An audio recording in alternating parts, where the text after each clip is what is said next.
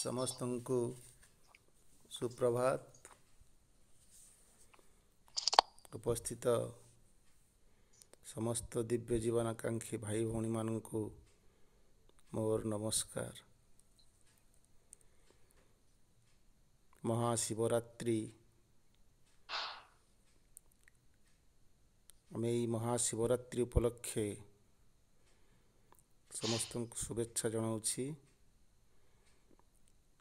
ମହାଶିବ ଅନନ୍ତ ପୁରୁଷଙ୍କର ପ୍ରତୀକ। ରାତ୍ରିର କରାଳ ଅନ୍ଧକାର ଭିତରୁ ସେହି ଅନନ୍ତ ପୁରୁଷଙ୍କର ଜାଗରଣରେ ନୂତନ ସୃଷ୍ଟିର ସମ୍ଭାବନା ହୋଇଥିଲା।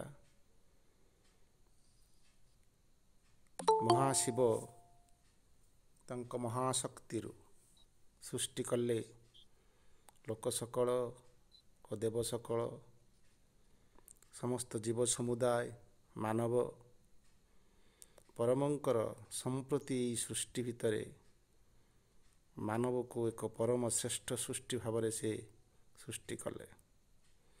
ଏହି ପ୍ରକୃତିର ସୃଷ୍ଟିର ମୂଳରେ ସେ ହେଉଛନ୍ତି ସ୍ରଷ୍ଟା। ସେଥିପାଇଁ ଶ୍ଵେତାଶ୍ୱତର ଉପନିଷଦରେ ବର୍ଣ୍ଣିତ ଅଛି,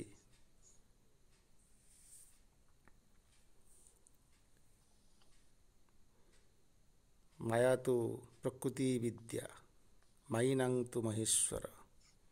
ମାୟା ହେଉଛି ପ୍ରକୃତି ବିଦ୍ୟାରୁ ଜାତ ଏ ପ୍ରକୃତି, ଏବଂ ମାଇ ସେ ମାୟାଧର, ସେ ହେଉଛନ୍ତି ମହେଶ୍ୱର।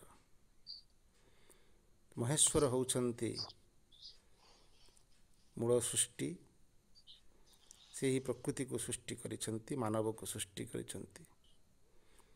ମାନବକୁ ଆଧାର କରି ବା ମାନବକୁ ମାଧ୍ୟମ କରି ସେହି ପରମ ପୁରୁଷ ତାଙ୍କରି ସୃଷ୍ଟିକୁ ପୂର୍ଣ୍ଣାଙ୍ଗ କରି ଗଢ଼ି ତୋଳିବେ। ମାତ୍ର ମାନବ ତାର ଅଜ୍ଞାନତା, ଅବିବେକିତା, ଅହଙ୍କାର ଓ କାମନାରେ ବଶବର୍ତ୍ତୀ ହୋଇ ପରମଙ୍କ ସୃଷ୍ଟିକୁ ବିଧ୍ୱଂସ କରି ଚାଲିଛି। ସେ ମାନବକୁ ଦେଇଥିଲେ ଚେତନା, ମନ, ବୁଦ୍ଧି, ବିବେକ, ଜ୍ଞାନ ସବୁକିଛି। କିନ୍ତୁ ମାନବ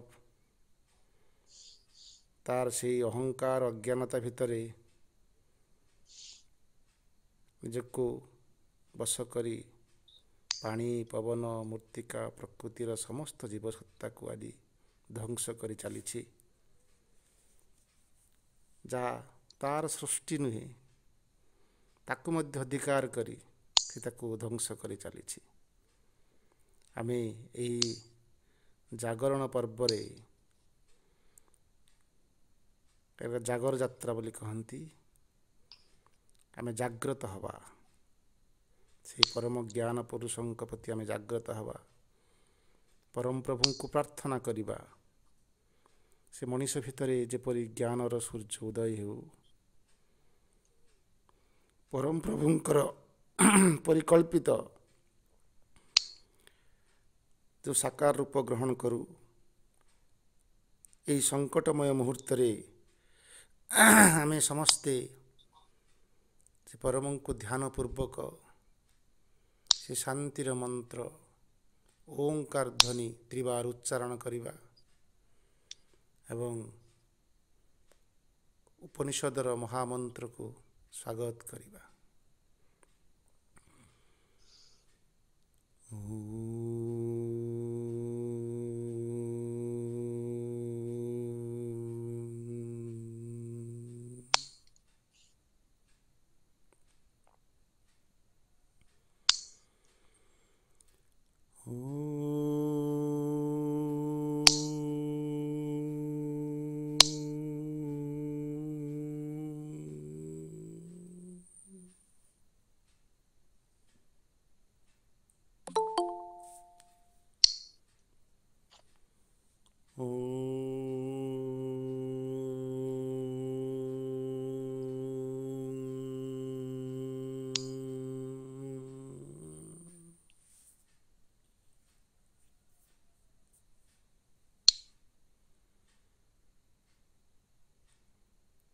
हे परमोच्च प्रभु, चिरंतन सत्य, ଆମେ କେବଳ ତୁମରି ଆଜ୍ଞାବହ ହୋଇ ଉଠୁ ଓ ସତ୍ୟର ବିଧାନକୁ ଆଶ୍ରୟ କରି ଜୀବନ ଧାରଣ କରୁ।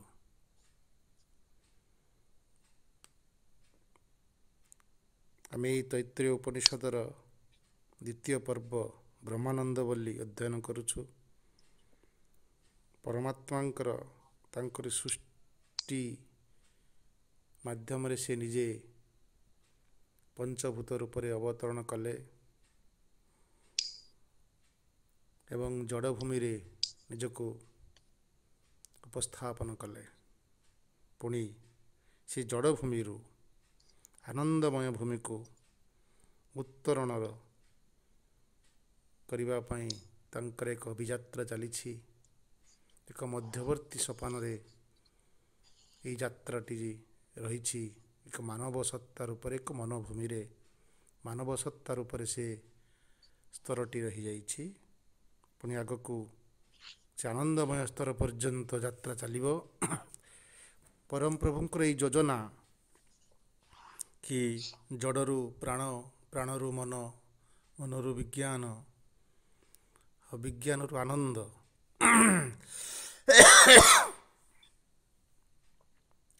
ଏଇ ତାଙ୍କର ଏଇ ଯାତ୍ରାକୁ, ତାଙ୍କର ଏଇ ଅଭିଯାନକୁ ଉପନିଷଦର ଗୁରୁମାନେ ସଂକ୍ଷିପ୍ତ ଭାବରେ ଆମ ସମ୍ମୁଖରେ ଆଲୋଚନା କରୁଛନ୍ତି। ସେ ଗୁରୁମାନେ ଆଲୋଚନା କଲେ ଯେ ବ୍ରହ୍ମବିଦ୍ ମାନେ ଏହି ରହସ୍ୟକୁ ଜାଣନ୍ତି ଏବଂ ପରମଙ୍କୁ ଜାଣନ୍ତି। ଯିଏ ବ୍ରହ୍ମଜ୍ଞାନୀ ସେ ବ୍ରହ୍ମଙ୍କୁ ପ୍ରାପ୍ତ କରନ୍ତି। ତାପରେ ସେ ସୃଷ୍ଟି ତତ୍ତ୍ୱର ସବିଶେଷ କ୍ରିୟାକୁ ଆଲୋଚନା କରୁଛନ୍ତି। ଯେତେବେଳେ ଏହି ସମସ୍ତ ରହସ୍ୟର ତାଙ୍କର ଅବତରଣ, ତାଙ୍କର ଉତ୍ତରଣ, ଏ ସମସ୍ତ କଥା ଉପନିଷଦରେ ଆଲୋଚନା କରିସାରିଲା ପରେ ଶିଷ୍ୟମାନେ ପ୍ରଶ୍ନ କରିଛନ୍ତି ଯେ ଯେଉଁମାନେ ଅଜ୍ଞାନୀ ମଣିଷ ବ୍ରହ୍ମଙ୍କୁ ଜାଣନ୍ତି ନାହିଁ ବା ବ୍ରହ୍ମଙ୍କୁ ଜାଣିବା ପାଇଁ ଯାହାଙ୍କ ଭିତରେ ଆଗ୍ରହ ହିଁ ନାହିଁ, ସେମାନଙ୍କର ମୃତ୍ୟୁ ପରେ ସେମାନଙ୍କର ଯାତ୍ରା କ'ଣ ହୁଏ? ସେମାନେ କ'ଣ ସେହି ପରମଧାମ ପ୍ରାପ୍ତ କରନ୍ତି? ଯେଉଁଠି ଜ୍ଞାନୀମାନେ ତାଙ୍କ ମୃତ୍ୟୁ ପରେ ସେ ପରମଧାମ ପ୍ରାପ୍ତ କରନ୍ତି, ପରମଙ୍କୁ ପ୍ରାପ୍ତ କରନ୍ତି, ଏମାନଙ୍କର କ'ଣ ସେହି ପ୍ରାପ୍ତ ହୁଏ? ଏଇ ଯେଉଁ ଶିଷ୍ୟର ଯେଉଁ ବିଭେଦାତ୍ମକ ବା ବିରୋଧାଭାସର ଦୁଇଟି ଉକ୍ତି, ଯେ ଜଣେ ଅଜ୍ଞାନୀ ମଣିଷ ଆଉ ଜଣେ ଜ୍ଞାନୀ ମଣିଷ, ଏହି ସମ୍ପର୍କର ସନ୍ଦେହକୁ ଦୂରୀଭୂତ କରିବା ପାଇଁ ଉପନିଷଦର ଗୁରୁମାନେ ଜ୍ଞାନୀ ଅଜ୍ଞାନୀ, ସତ୍ୟ ମିଥ୍ୟା, ବ୍ୟକ୍ତ ଅବ୍ୟକ୍ତ ଆଦି ସମସ୍ତ ବିପରୀତ ଧର୍ମୀ କଥା ଗୁଡ଼ିକୁ ସେ ଆଲୋଚନା କରୁଛନ୍ତି। ଯେ ଏମାନଙ୍କର ଉତ୍ପତ୍ତି କେମିତି ହୁଏ, ଏମାନଙ୍କର ଉତ୍ପତ୍ତି ସମ୍ବନ୍ଧରେ ସେ ଆଲୋଚନା କରୁଛନ୍ତି। ଯେ ନିଜେ ପରମ ବ୍ରହ୍ମ ଯେତେବେଳେ ସୃଷ୍ଟି କଲେ ଏ ଜଗତକୁ, ସେତେବେଳେ ଗୋଟେ କାମନା ଦ୍ୱାରା ଯାତ୍ରା ସୃଷ୍ଟି କଲେ। ଅର୍ଥାତ୍ ପରମାତ୍ମା ଯୁକ୍ତ କାମନା ସମାନ ପ୍ରକୃତି। ଅର୍ଥାତ୍ ପ୍ରକୃତି ଭିତରେ ସେ କାମନା ଜଡ଼ିତ। ଏ ପ୍ରକୃତି ଆଉ ପୁରୁଷ ଭିତରେ ଗୋଟେ କାମନା ହିଁ ଏ କଥା ଗୁଡ଼ାକ କରୁଛି। ତେଣୁ କାମନା ଯଦି ମାଇନାସ୍ ହେଇଯାଏ ତାହେଲେ ପ୍ରକୃତି ଏବଂ ପରମାତ୍ମାଙ୍କର ମିଳନ ଘଟିଯିବ। ତେଣୁ ପରମାତ୍ମା ନିଜେ କାମନା ରୂପରେ ବ୍ୟକ୍ତ ହୋଇ ସେ କାମନା ଦ୍ୱାରା ସୃଷ୍ଟି କଲେ। ସୋ କାମୟତେ, ବହୁ ପ୍ରଜା ସେ ସୃଷ୍ଟି କରିବେ ବୋଲି ଚିନ୍ତା କଲେ ଏବଂ ତପ କଲେ।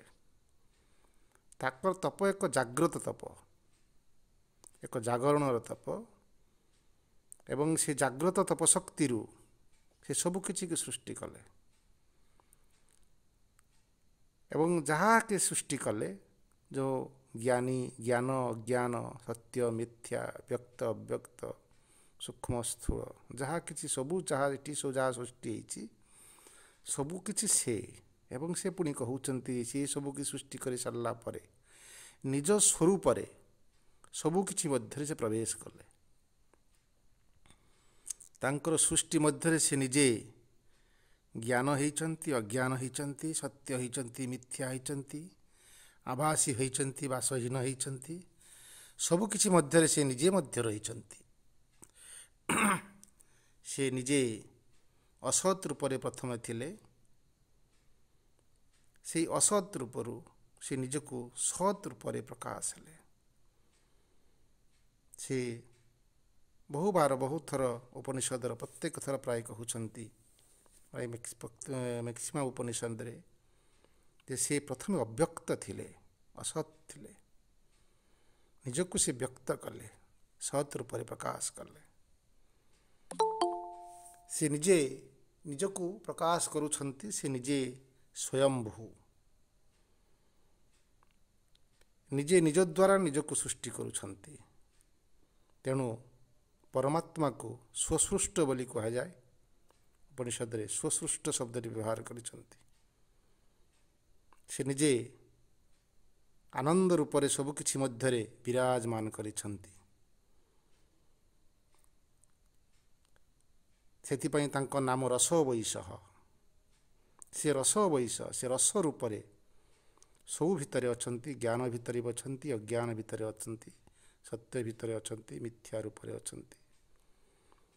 ମଣିଷ ଯେଉଁଠି ଥିଲେ ମଧ୍ୟ ସେ ଜ୍ଞାନରେ ଥାଉ ବା ଅଜ୍ଞାନରେ ଥାଉ, ସତ୍ୟରେ ଥାଉ ବା ମିଥ୍ୟାରେ ଥାଉ, କିନ୍ତୁ ସେ ଯେହେତୁ ପରମ ସର୍ବତ୍ର ରହିଛନ୍ତି, ରସ ରୂପରେ ରହିଛନ୍ତି, ଆନନ୍ଦ ରୂପରେ ରହିଛନ୍ତି, ତେଣୁ ମଣିଷ ଯେଉଁଠି ଥିଲେ ବି ସେଠି ରସ ସେ ପାଉଛି, ଆନନ୍ଦ ପାଉଛି।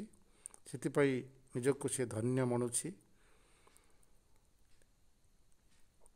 ପରମ ପ୍ରତ୍ୟେକଙ୍କ ହୃଦୟ ଗହ୍ୱରରେ ଆନନ୍ଦ ରୂପରେ ରହି ସେ ଜୀବକୁ ନିଶ୍ୱାସ ପ୍ରଶ୍ୱାସର କ୍ରିୟା କରିବା ପାଇଁ ସାମର୍ଥ୍ୟ ପ୍ରଦାନ କରୁଛନ୍ତି।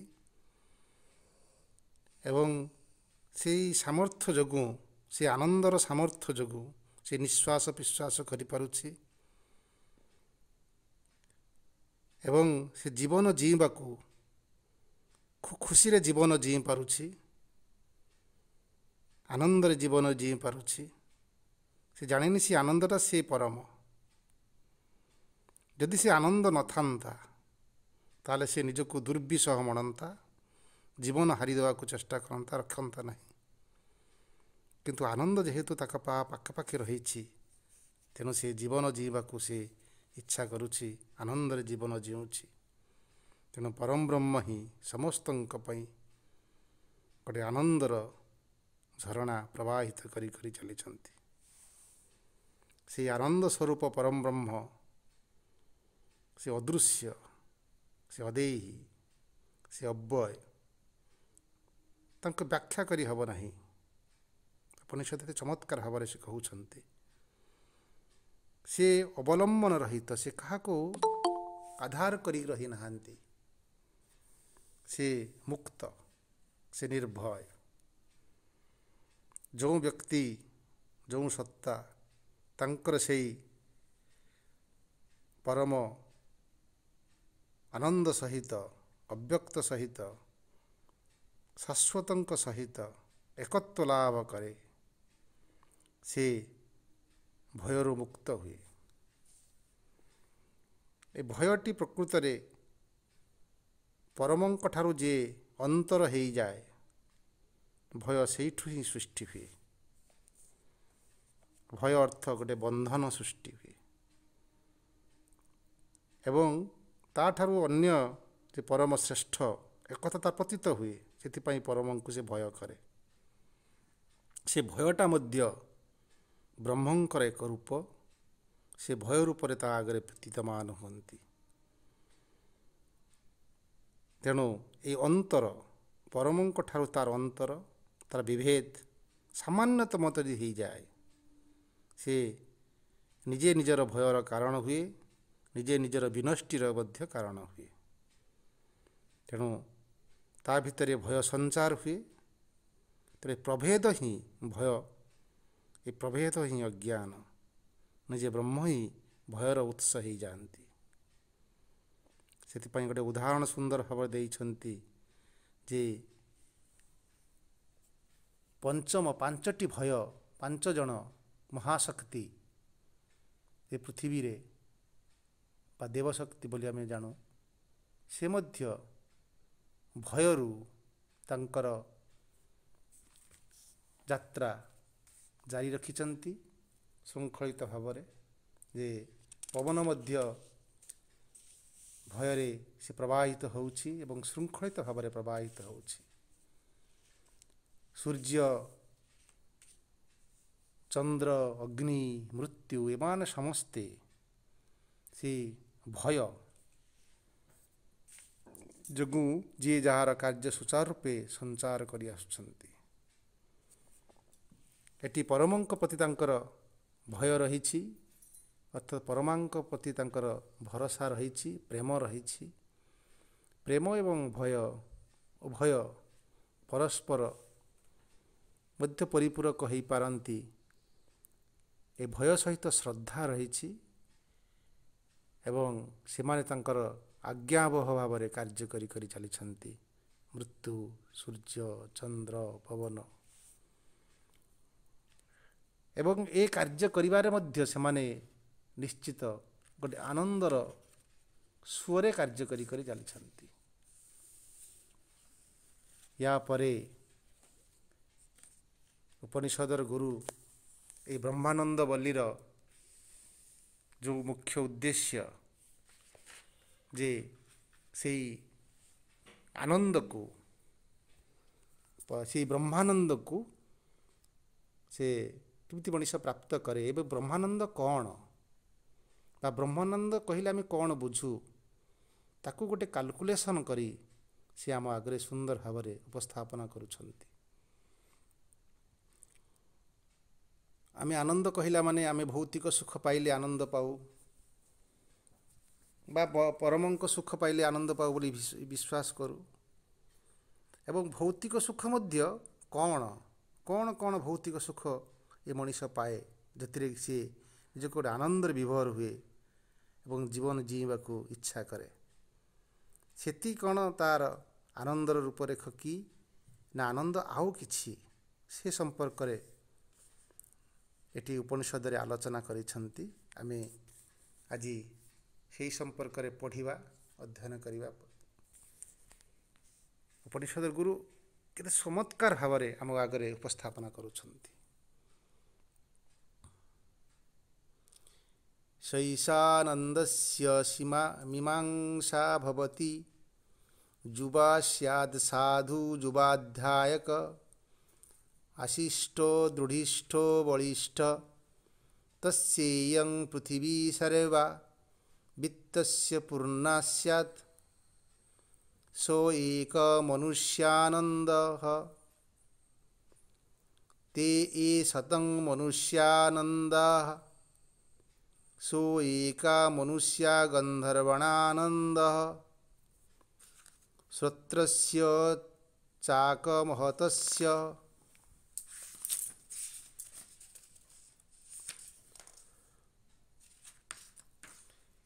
ते शतं मनुष्य गंधर्वणामानन्दः सो एक देव गंधर्वणामानन्दः श्रोत्रस्य चाकामहतस्य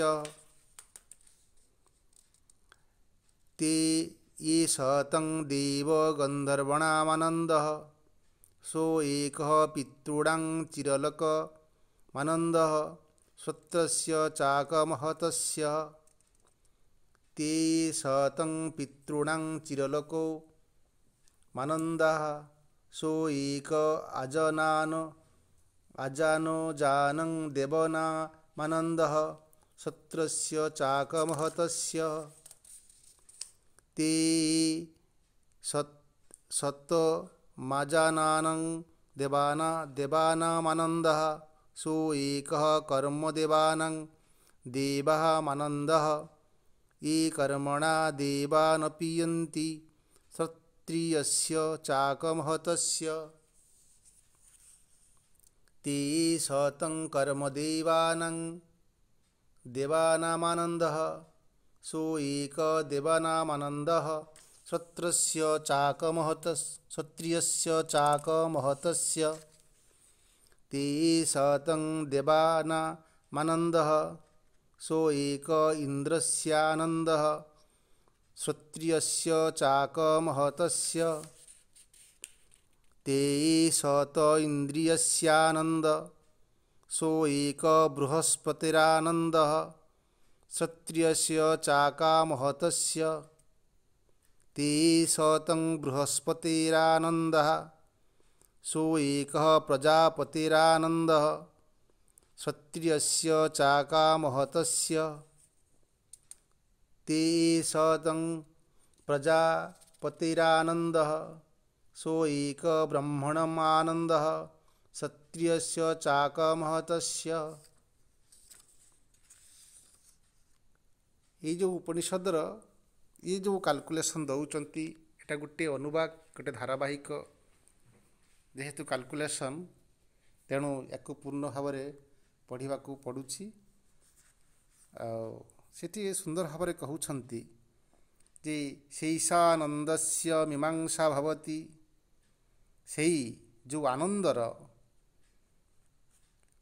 मीमांसा बा आनंद कहले आमे जहाँ को बुझू जो आनंद प्राप्त करने पाई आमे आकांक्षित से आनंद आमे यही जगत यही भूमि रे थिला बेले यही जड़ भूमि रे थिला बेले ये मानविक भूमि रे थिला बेले से आनंद को आमे किमिति पाऊ सेठी से आरंभ करिछि जुबा स्यात् साधु जुबाध्यायक अशिष्ट दुढ़िष्ठ बलिष्ठ तस्येयं पृथिवी सर्वा वित्तस्य पूर्णा स्यात् सो एक मनुष्यानंद। मनुष्यानंद कहले कौन बुझू ना जड़े जुबा जुबा ये शब्दटी व्यवहार कर आरंभ करिसेंती जे जने युवक थिला बेले ता भितरे सबु किछि परिपूर्ण थाए ता भितरे सबु किछि ग्रहण करिबार आनंद को आग्रहण करिबार समस्त शक्ति सामर्थ्य ता भितर पूर्ण भाव में थाए। से साधु हेइथिबो से जुबाध्यायक से शास्त्रज्ञ हेइथिबो से अध्ययन करुथुबो अध्यापना करुथुबो से आशिष्ठ हेइथिबो अर्थात से निजको शांत करुथुबो निजको इंद्रिय को संयम करिथिबो एवं निजको जम नियम द्वारा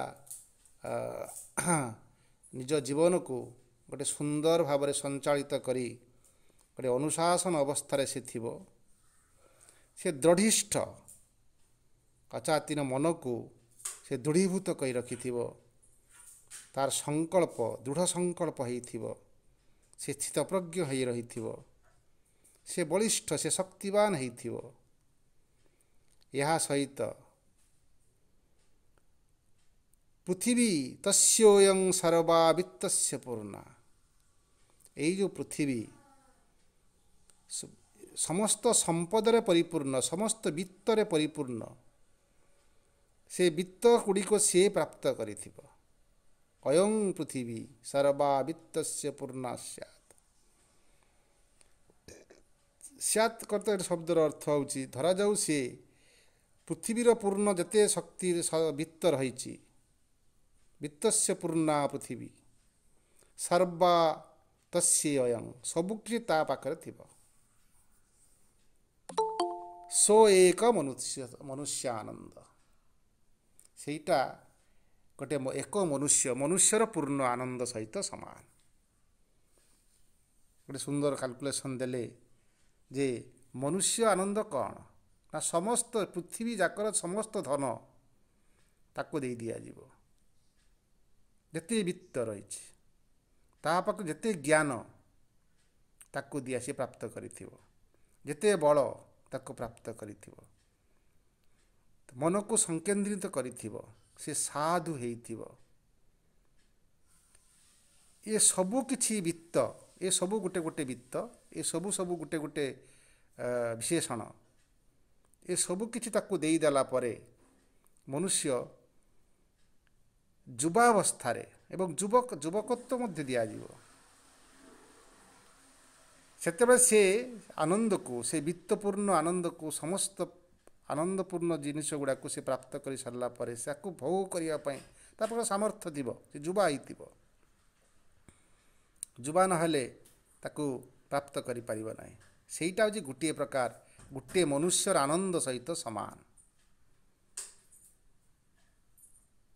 ଏଠି ମନର ସମସ୍ତ ସାମର୍ଥ୍ୟ ଯେତିକି ଦରକାର ତାକୁ ଦେଇ ଦିଆଯିବ, ତାକୁ ପ୍ରାଣର ଯେତେ ଶକ୍ତି ଦରକାର ତାକୁ ଦେଇ ଦିଆଯିବ, ଶରୀର ପାଇଁ ଯେତେ ବିତ୍ତ ଦରକାର, ଯେତେ ସୌନ୍ଦର୍ଯ୍ୟ ପାଇଁ ଯେତିକି ଦରକାର ସବୁ କିଛି ତାକୁ ଦେଇ ଦିଆଯିବ। ସବୁ କେତେ ଦେଇଦେଲା ପରେ ମନୁଷ୍ୟ ପୂର୍ଣ୍ଣ ହେଇଗଲା। ମନୁଷ୍ୟ ଏକ ମନୁଷ୍ୟର ଆନନ୍ଦ ତାକୁ କହୁଛନ୍ତି ସେ। କିନ୍ତୁ ଏଇଟା ମନୁଷ୍ୟର ଆନନ୍ଦ, କିନ୍ତୁ ପରମାନନ୍ଦ ନୁହଁ, ତାକୁ ଆଲୋଚନା ପୁଣି କରୁଛନ୍ତି। ତେଣୁ ଏତିକି ଯଦି 100, ୟାକୁ ଯଦି 100 ବା 100 ଏ ଶତଂ ମନୁଷ୍ୟାନନ୍ଦ, ଗୋଟେ ମନୁଷ୍ୟକୁ ଏଇ ପ୍ରକାର ଆନନ୍ଦ ଯଦି 7 ଗୁଣ ଦେଇ ଦିଆଯାଏ, ସୋ ଏକ ମନୁଷ୍ୟା ଗନ୍ଧର୍ବଣ ଆନନ୍ଦ, ସେଇଟା ମନୁଷ୍ୟ ଗନ୍ଧର୍ବ ଆନନ୍ଦ ସହିତ ସମାନ। ମନୁଷ୍ୟ ଗନ୍ଧର୍ବ ଆନନ୍ଦ ହେଉଛି, ଗନ୍ଧର୍ବ ହେଉଛି ଗୋଟେ ସଙ୍ଗୀତ, କଳା, ସ୍ଥାପତ୍ୟ, ଏଇଥିରୁ ଯେ ଆନନ୍ଦ ବା ତାଠାରୁ ସେ ପୂର୍ଣ୍ଣ, ଏସବୁ ଆନନ୍ଦ ସହିତ ସେଗୁଡ଼ା ସବୁ ଦେଇ ଦିଆଯିବ। ସେଇଟା ହେଉଛି ମନୁଷ୍ୟ ଗନ୍ଧର୍ବ ଆନନ୍ଦ ସହିତ ସମାନ। କିନ୍ତୁ ଏଇ ଆନନ୍ଦଟା ସେ କେତେବେଳେ ପ୍ରାପ୍ତ କରିବ ନା କ୍ଷତ୍ରିୟସ୍ୟ ଚାକାମହ ତସ୍ୟ, ସେ ବ୍ରହ୍ମଜ୍ଞାନୀ କ୍ଷତ୍ରିୟସ୍ୟ ଅର୍ଥାତ୍ ବ୍ରହ୍ମଜ୍ଞାନୀ ହେଇଥିବ ବା ବେଦଜ୍ଞାନୀ ହେଇଥିବ, ବେଦ ଅଧ୍ୟୟନ କରୁଥିବ ଏବଂ ଅକାମ ହତସ୍ୟ, ଏବଂ ତା ଭିତରେ କାମନା ନିଷ୍କାମନା ହେଇଥିବ, କାମନାରୁ ମୁକ୍ତ ହୋଇ ସିଏ ଯେତେବେଳେ କ୍ଷତ୍ରିୟ ବା ବେଦଜ୍ଞ ହେଇଯାଇଥିବ, ସେତେବେଳେ ଏ ମନୁଷ୍ୟ ଆନନ୍ଦଟା ସତ ମନୁଷ୍ୟ ଆନନ୍ଦ ଗନ୍ଧର୍ବଣ ଆନନ୍ଦରେ ପରିଣତ ହେବ। ଏ ମନୁଷ୍ୟ ଗନ୍ଧର୍ବଣ ଆନନ୍ଦ ତାହାଠୁ ଶ୍ରେଷ୍ଠ, ମନୁଷ୍ୟ ଆନନ୍ଦ ଠାରୁ ଶ୍ରେଷ୍ଠ। 100 ମନୁଷ୍ୟ ଆନନ୍ଦ ମିଶିକିରି ଏକ ମନୁଷ୍ୟ ଗନ୍ଧର୍ବଣ ଆନନ୍ଦ ସହିତ ସମାନ। ପୁଣି ତାପର ଶ୍ଲୋକରେ ସେ କହୁଛନ୍ତି ତେ ଏ ସୌତଂ ମନୁଷ୍ୟ ଗନ୍ଧର୍ବଣ ଆନନ୍ଦ, ଯଦି 100 ଶତଂ କହିଲା ମାନେ 100 ମନୁଷ୍ୟ ଗନ୍ଧର୍ବଣ ଆନନ୍ଦ ମିଶିକିରି ଏକ ଦେବ ଗନ୍ଧର୍ବଣ ଆନନ୍ଦ ସହିତ ସମାନ। ଏବଂ এই ଦେବ ଗନ୍ଧର୍ବଣ ଆନନ୍ଦ ଯେତେବେଳେ ସେ ପ୍ରାପ୍ତ କରିବ, ଅର୍ଥାତ୍ ସମସ୍ତ ସ୍ୱର୍ଗର ଯେତେ କଳା, ଯେତେ ସୂକ୍ଷ୍ମ କାରୁକାର୍ଯ୍ୟ, ସ୍ୱର୍ଗୀୟ ସୁଖ ସେ ଲାଭ କରିବ। ଏବଂ ସେଇଟା ସେ ପ୍ରାପ୍ତ କରିବ କ୍ଷତ୍ରିୟସ୍ୟ ଚାକାମହ ତସ୍ୟ, ସେ କାମନାରୁ ମୁକ୍ତ ହୋଇ ସେ ବେଦଜ୍ଞ ହିଁ ଏହାକୁ ପ୍ରାପ୍ତ କରିବ। ଏବଂ ସେଇ ଦେବ ଗନ୍ଧର୍ବଣ ଆନନ୍ଦ ସିଏ ଯଦି 100 ଦେବ ଗନ୍ଧର୍ବଣ ଆନନ୍ଦ ହେଇଯିବେ, ତେ ଏ ସୌତଂ ଦେବ ଗନ୍ଧର୍ବଣ ଆନନ୍ଦ, 100 ଦେବ ଗନ୍ଧର୍ବଣ ଆନନ୍ଦ ମିଶି ସୋ ଏକ ପିତୃଣାଂ ଚିରଲୋକ ଲୋକମାନନ୍ଦ, ସେ ଗୋଟେ ପିତୃ ଆନନ୍ଦ ସହିତ, ପିତୃଣାଂ ବା ପିତୃଲୋକର ଆନନ୍ଦ, ଚିରଲୋକ ଆନନ୍ଦ ସହିତ ସମାନ। এই ପିତୃଲୋକଟାକୁ ସେ ଚିରଲୋକ ବୋଲି ସେ ଆଲୋଚନା କରୁଛନ୍ତି। ଏବଂ ଯେତେବେଳେ ମଣିଷ ମରିଯାଏ, ଏ ଜଗତରୁ ନିଜକୁ ଅନ୍ତର୍ହିତ କରିଦିଏ, ଶରୀର ଛାଡ଼ି ପରିତ୍ୟାଗ କରେ, ସେ ପିତୃଲୋକକୁ ପ୍ରାପ୍ତ କରେ। ଏବଂ ପିତୃଲୋକ ହେଉଛି ଚିରଲୋକ, ସେଠି ସେ ଦୀର୍ଘସ୍ଥାୟୀ ସେଠି ରହେ ତାର କର୍ମ ଅନୁସାରେ। ଏବଂ ସେଠି ସେ ଦେବ ଆନନ୍ଦ ଏବଂ କର୍ମ ଅନୁସାରେ ତାର ମାନବ ଗନ୍ଧର୍ବ ଆନନ୍ଦ ଏସବୁ କିଛି ପ୍ରାପ୍ତ କରେ ଏବଂ ଚିର ସୁଖ ଲାଭ କରେ। ପୁଣି ସେତେବେଳେ ସେ କର୍ମର ଯେଉଁ ଗୋଟେ ସୁନ୍ଦର ଭାବରେ କହିଛନ୍ତି ଯେ କର୍ମ ଏବଂ ଜ୍ଞାନ ଅନୁସାରେ ଯେତିକି ପ୍ରକାର ସେ କାର୍ଯ୍ୟ ଏଠି କରିଥିବ, ଯେ ଅନୁସାରେ ସେହି ଅନୁସାରେ ସେଠି ଚିରଲୋକ କିଛି ଦିନ ପାଇଁ, କିଛି ବର୍ଷ ପାଇଁ गोटे दीर्घस्थायी भाव में सुख अनुभव कर पुणी से यही मर्त्यलोक को यात्रा कर तेणु से चिरलोक लोकमानंद सेठी से सतंग देवगंधर्व आनंद मिसिकी से चिरलोक पितृणांग लोकानंद सहित समान अर्थात पितृलोकर जो चिर पितृलोकर आनंद सहित समान एवं सेई एकशत पितृणांग चिरलोक लोकमानंद शहे से चिरलोक पितृलोकर आनंद मिसिकिरी सो एक आजान जानंग देवनानंद से आजान जान देवनानंद सहित समान अर्थात से आजान जान देवनानंद अर्थ जो पितृलोक ऊर्ध्वरे जो देवलोक रही एवं से देवलोक ताकू आम पूर्ण देवलोक बोली कहि परिबा नहीं सेटा आजान जान एवं से देवलोक से देवता माने सब सर्वत्र यात्रा करती एवं मनुष्य को ताकू डेमिगॉड बोली श्री अरविंद कहते गोटे जगार आजान जानंग एवं से लोकर जो आनंद से आनंद सहित समान एवं से आनंद प्राप्त करने केमिति ना क्षत्रियस्य चाक महतस्य से यदि कामनार मुक्त होई वेदज्ञ होइथिबो ए वेदशास्त्र को पढ़ुथिबो एवं कामनार मुक्त होइथिबो से एई आनंद को प्राप्त करिबो एवं सेई आनंद सेई आजान जानंग देवनानंद एकशह मिसी एकशह आजान जान शह शह आजान जानंग देवानंद देवता आनंद मिसी सो एक कर्म देवानंग देवानानंद अच्छा कर्मदेव आनंद सहित समान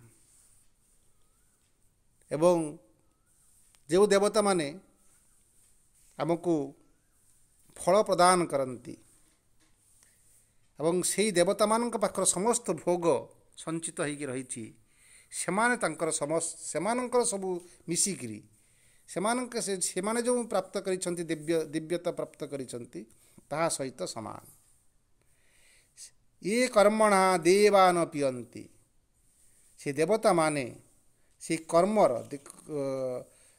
कर्मर देवता माने विशेष कर्म द्वारा से माने से कर्मर जो फल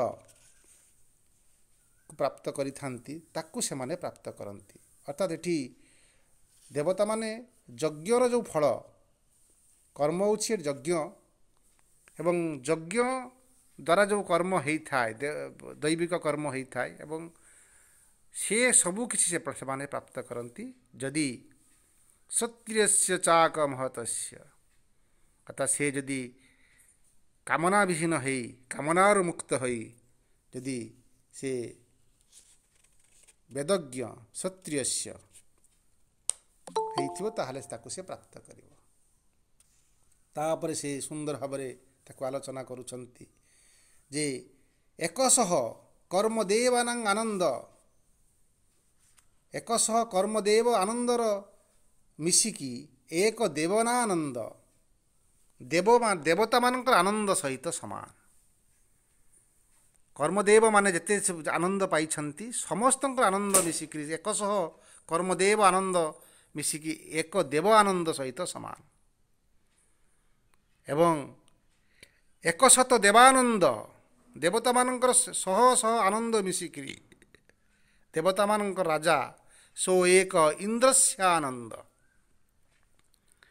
एक इंद्रर आनंद सहित समान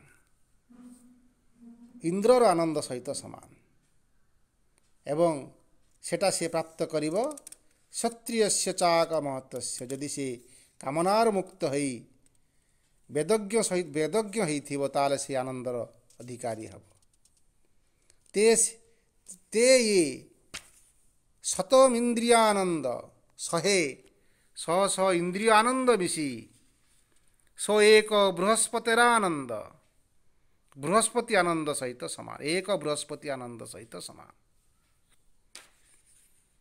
एवं से क्षत्रिय चाक महतस्य, से वेदज्ञ एवं हेइथिबो एवं कामनार मुक्त होई चिरानंद से प्राप्त करिवो, बृहस्पति आनंद प्राप्त करिवो, एक बृहस्पति आनंद प्राप्त करिवो जहा 100 इंद्रिय आनंद सहित समान।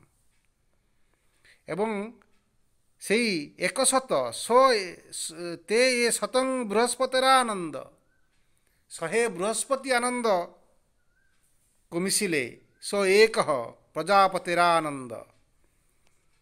से बृहस्पति हूँ देवता मानकर गुरु, समस्त ज्ञान और ऊर्जा पाखे अच्छी। सी सब प्राप्त कर सारा पर ताकू जदि 100 गुणित कर दिज्व ताले एक प्रजापतिर आनंद, प्रजापति आनंद एक प्रजापति आनंद सहित समान। एवं से व्यक्ति जदि से कामनार मुक्त हो वेदज्ञ से आनंद को से प्राप्त करे। तापर से कहते से 100 जदि 100 प्रजापतिर आनंद, एक ब्रह्मणानंद, 100 प्रजापतिर आनंद मिसिकी से प्रजापति आनंद 100 जदि हो जाए, 100 गुण हो जाए, 101 ब्रह्मणानंद, एक ब्रह्मानंद, एक ब्रह्मानंद सहित समान। एवं से ब्रह्मानंद से प्राप्त करिवो जदि से वेदज्ञ होइथिबो एवं से वेदज्ञ पुरुष, से ब्रह्मज्ञ पुरुष हे जदि कामनार मुक्त होइथिबो ताले से आनंद को से प्राप्त करिवो। एटी गोटे सुंदर भाव से कहू, प्रत्येक स्तर में कहते से केतोटी स्तर कथा आलोचना कले जे जड़े युव अवस्था से पृथ्वीर समस्त वित्त, धर्म, बल, आध्यात्मिक शक्ति, जेते ज्ञान, साधु, जेते तेजस्वीलता सबू किछि प्राप्त करि पारला मनुष्य आनंद हब, एक मनुष्य आनंद सहित समान। एवं 100 मनुष्य आनंद मिसिकी एक मनुष्य गंधर्व आनंद सहित समान। एवं 100 मनुष्य आनंद मिसिकी एक देव गंधर्व आनंद सहित समान। 100 देव गंधर्व आनंद मिसिकी गंधर्व आनंद मिसिकी आजना जानं देवानंद सहित समान। 100 देवा आजनानंद मिसिकी एक कर्मदेव आनंद सहित समान। एवं कर्मदेवंकर आनंद 100 गुण मिसिकी एक इंद्रिय देव आनंद सहित समान।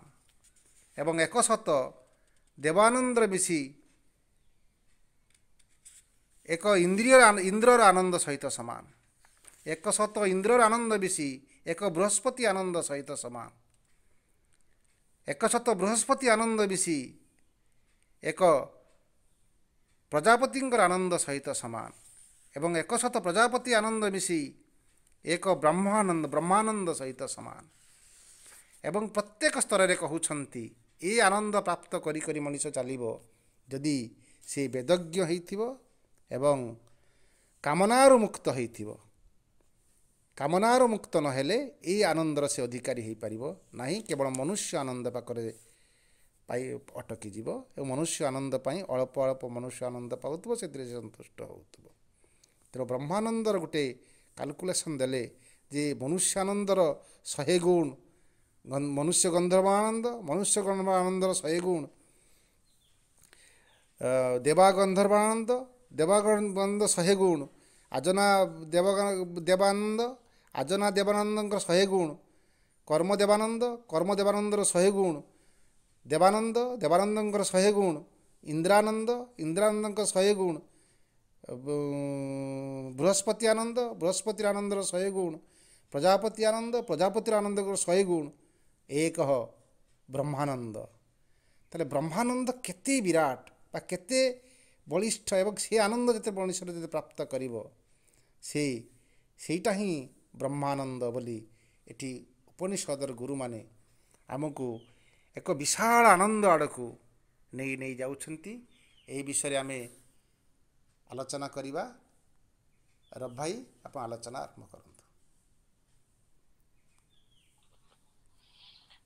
ସମସ୍ତଙ୍କୁ ନମସ୍କାର, ଶୁଭ ସକାଳ।